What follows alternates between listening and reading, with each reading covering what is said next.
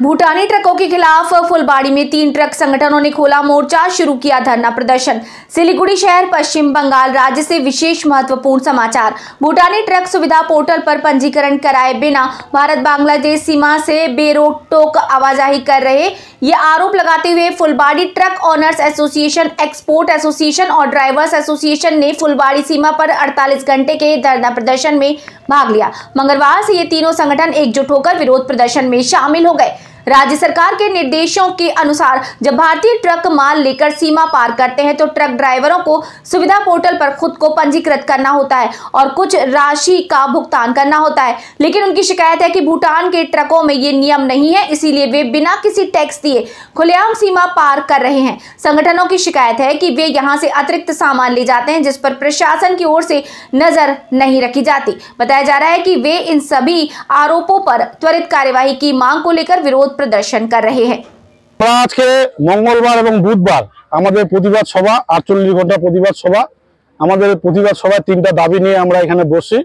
প্রথম দাবি হচ্ছে রাজ্য সরকারের একটা সুবিধা পোর্টাল বলে একটা অ্যাপ আছে যেটা রাজ্য সরকারের রাজস্ব হয় আর কি।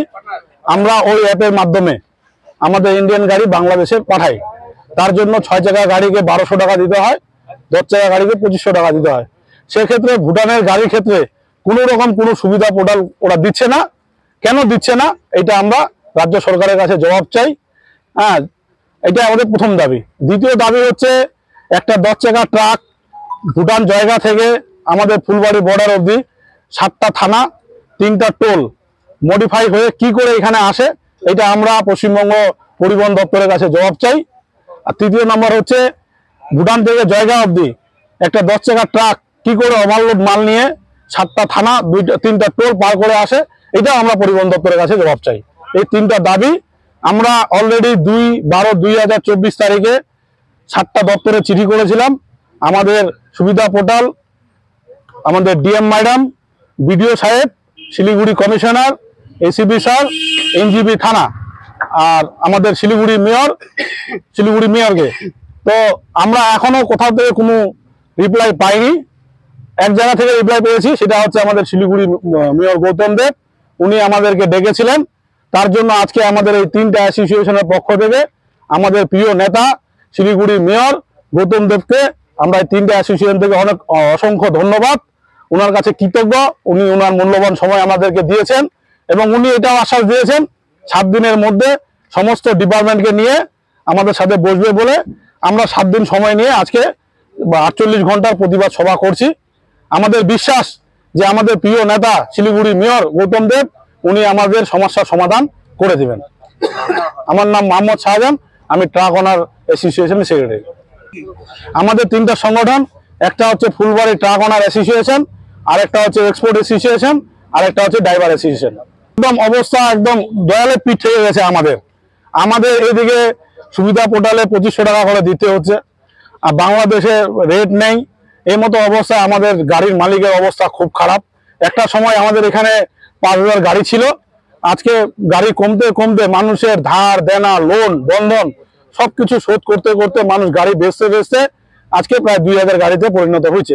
এরকম যদি চলতে থাকে, ভুটানকে যদি এরকম আমাদের ইন্ডিয়া গভর্নমেন্ট যেভাবে ভুটানকে প্রায়োরিটি দিচ্ছে যদি এভাবে দিতে থাকে তাহলে আমাদের এখানে আজকে 2000 আছে, আগামী 2-4 মাসের মধ্যে ওটা শূন্যতে পরিণত হয়ে যাবে। আপনাদের যে সমস্যাগুলো সেগুলো তো পুরোটাই মেটার কিছু নেই, রাজ্যের উপর আপনারা কিভাবে চাপ তৈরি করবেন?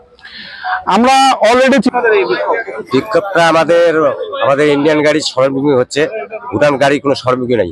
চ্যাংরাবান্ধা বর্ডার আমাদের ফুলবাড়ি বর্ডার একই বর্ডার, চ্যাংরাবান্ধাতে সরবরাহ হয়, আমাদের ওইখানে ফুলবাড়িতে সরবরাহ হয় না। এই জন্য আমাদের ড্রাইভাররা মালিকরা গাড়ি চালাতে পারতেছে না। এবার আমাদের 500 ড্রাইভার পরিবার কতগুলা, এখানে টোটোওয়ালা হইতে সবাই পরিবার এই আমাদের ফুলবাড়ি বর্ডার দিয়েই চলে।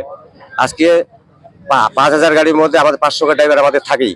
সে গাড়িগুলো না চলাতে মালিকগুলা গাড়ি আস্তে আস্তে বিক্রি করে দিচ্ছে। বিক্রি করার পরে এবার আমাদের কোনো ড্রাইভার এখন দিশাহারা হয়ে আছে। কতদিন ধরে আপনাদের ব্যবসা বন্ধ? আমাদের আপাতত 6 মাস হয়ে গেল ব্যবসা বন্ধ। আগে যেরকম আমাদের 300 গাড়ি যেত, এখন ভুটান যাচ্ছে 300-350 গাড়ি। এবং ভুটানের অবস্থা, আমাদের ইন্ডিয়ান গাড়ি সরবরাহ হচ্ছে, ভুটান গাড়ি সরবরাহ নেই। ওনার বাংলাদেশে কোনো ট্যাক্সও নেই, অনেক অসুবিধা। আমাদের আমাদের যেরকম ড্রাইভাররা আজকে দিশাহারা পরে ঘুরে বেড়াচ্ছে, কোনো না খায়া থাকতেছে কেউ। অনেকেই গাড়ি কিনে বন্ধন নিয়ে গাড়ি কিনছে, তারপরে আপনার এই এমআই দিতে পারতেছে না, অনেক গাড়ি ভেঙে গেছে। আমাদের ড্রাইভারের মধ্যে একজন তো হার্ট অ্যাটাক হয়ে মারা গেছে। আমরা চাচ্ছি আমাদের ইন্ডিয়ান গাড়ি যেন সর্বমুখী হচ্ছে, ভুটানের সর্বমুখী চাই। আর না হলে যদি আমাদের সর্বমুখী করে দেয়, না তো 1/1 আমাদের চলুক। 1 স্টার 1। আমার নাম সুলতান মোহাম্মদ, ড্রাইভার সিকিউরিটি।